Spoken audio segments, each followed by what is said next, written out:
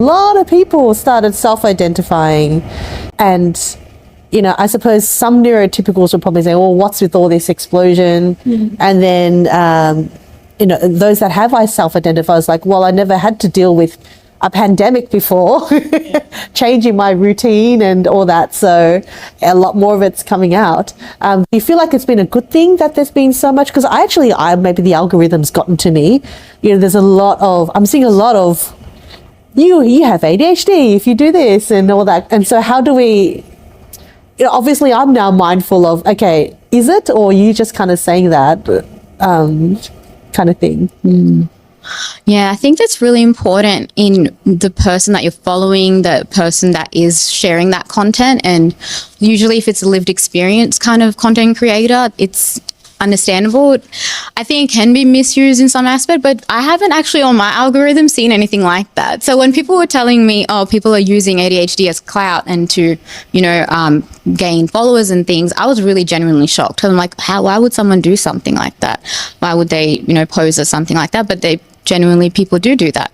But I think it's also very important because it's very informative. So if there's someone that's a psychologist and they're creating content, actually I learned a lot from them personally myself as well, and they're able to share a different aspect, so not a DSM specific experience, it's more personalized, so that way you can relate to what's actually happening and be like, oh, I do that as well, but the DSM doesn't state that. So I think it can be very educational.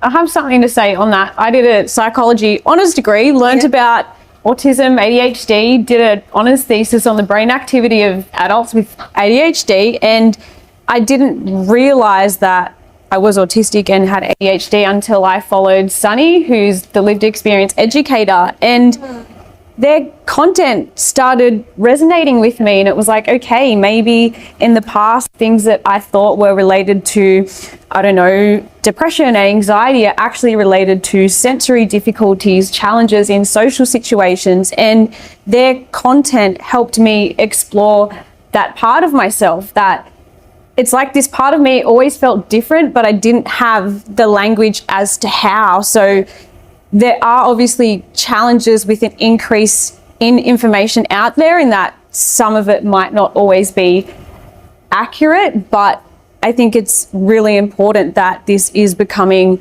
more mainstream so that this generation growing up, and even older generations, like people in their 30s and 40s, are saying, I'm autistic, and that helps them understand themselves.